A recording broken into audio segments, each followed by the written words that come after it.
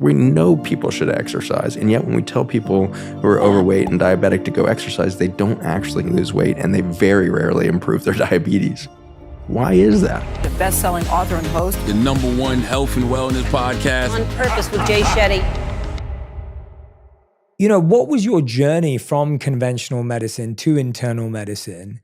And how did you even move in that direction? Because I think that today we're seeing a lot more of that, but you've been doing this for a long time. So I wonder what that transition was like. It was a stepwise journey into a lot of left-hand turns and pivots, I think. But the journey began in the Philippines. I took a hard left turn in my career. I was going into engineering, took a year off, and then had the opportunity to birth babies in the Philippines with a group of international midwives. And that experience of being around the birth of human life was so riveting and so engaging that the idea of returning to a program in robotics and machines just couldn't capture my imagination anymore. And so that was my entry point into the health career, and initially thinking maybe nursing, nurse practitioner, and then eventually slippery slope took me into the idea of just going ahead down that medical doctor route.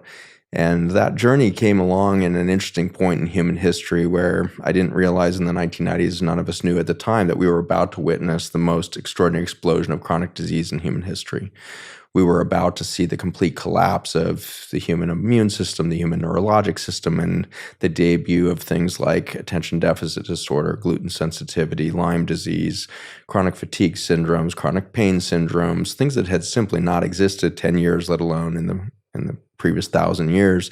And so it was a very interesting time to enter into this world of science and medicine at the point where we would lose it all. And now we recognize, 30 years later, that we're now in the midst of this sixth extinction event where we're losing biology at such an extraordinary rate.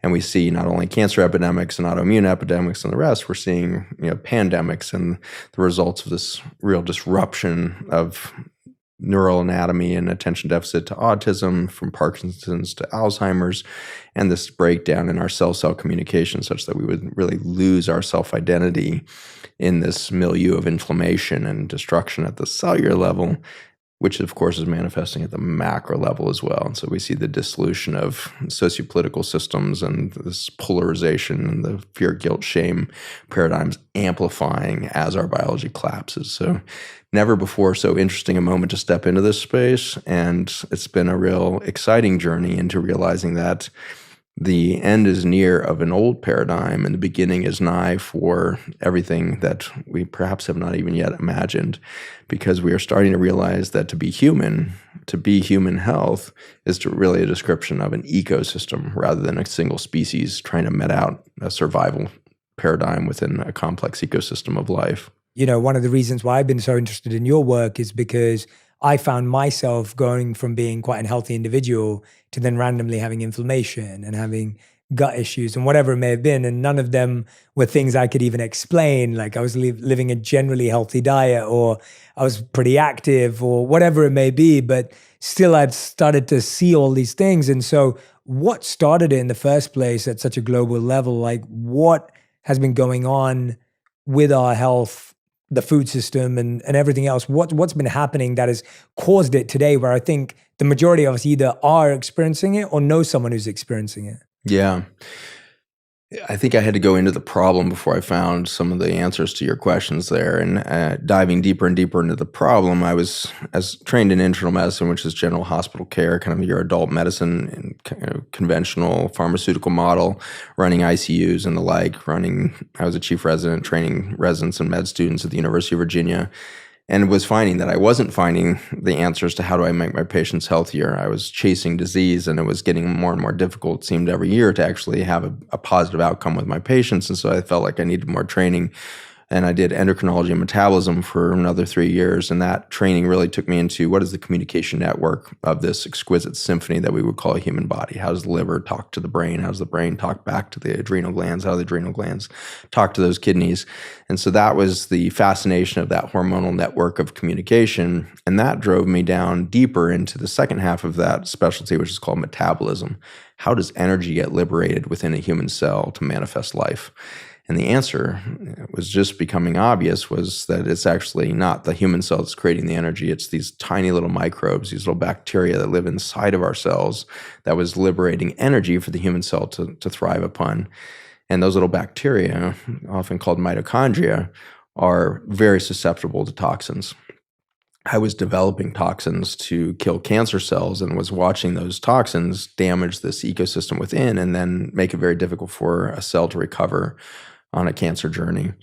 And so it was a realization that this paradigm of poisoning for the effort of health was just a chasing for the wind. So I'd spent 17 years of academia becoming an expert in cellular biology, becoming an expert ultimately in this little niche of chemotherapy, and realizing then at the end, oh my gosh, I'm chasing the wind. No matter how good my chemotherapy gets, it's never going to actually solve the problem that I face, because actually in human history, not a single case of cancer has ever been caused by a lack of chemotherapy. And so it was that kind of slippery slope of root cause, root solution, root cause, root solution to realize I'm not anywhere near the root of this thing. But my chemotherapy was in vitamin A compounds, which are nutrients, obviously, from food systems. And so that was a backdoor into the question of what happened to nutrition, that we would suddenly have all this cancer. If nutrition can kill cancer, where did that nutrient base go?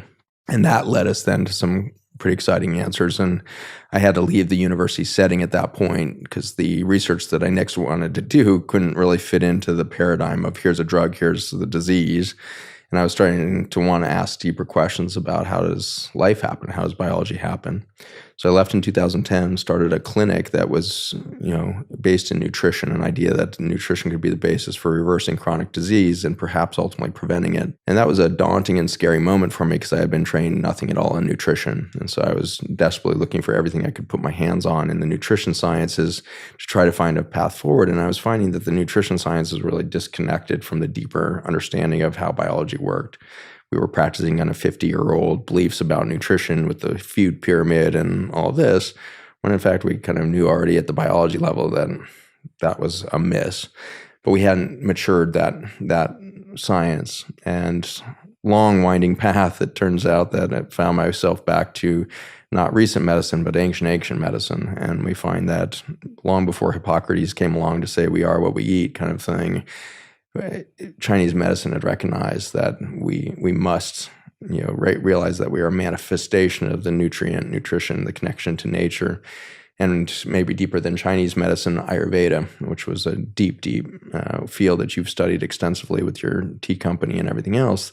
This science of Ayurveda dates back 9,000 years, and comparing that to like 50 years of food science that we throw at the wall right now, it's been proven over and over and over again in vast different, people's groups and genetics and everything else. And so in the end, that long winding path took me back into this indigenous realization of we are of nature. We are of the earth. Each one of us is of the earth. And this is why we call ourselves earthlings, I suppose. But this human condition identifies that nature intended us into our existence and into our resilience and into our full potential.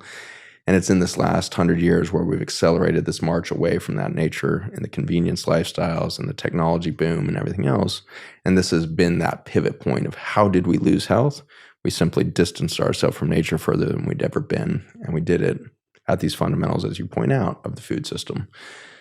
And so that was my slippery slope into what's happened to the food, which took us into what happened to the soil, which has taken us into a realization of, oh my gosh, we became chemically dependent both in our farming practices and our pharmacy of the hospital. And when we took both of those industries and said we will technologically create a new chemical that will allow us to grow food better and be healthier, we lost our underpinnings. We lost the foundation of nutritional health on the planet and the vitality of humanity. It's incredible, isn't it, that it feels like such small, simple changes, but then they achieve incredible scale, right? Like the idea of if you could find that to be the root, but the rate at which we've all been negatively impacted by it has been colossal. I guess right now, the individuals that are listening and all of us, it's kind of, we're in a challenging place because I think people want to be healthier, but they feel extremely conditioned by how they've been raised, how they grew up, the kinds of foods that they've been exposed to, the types of convenience, as you said, that they have already. And I find that that's probably one of the hardest things is habit change. Because like you said, we've marched so far away from being at one with the environment or being at one with the soil or being so close to our food. And now we're being so far away that it almost feels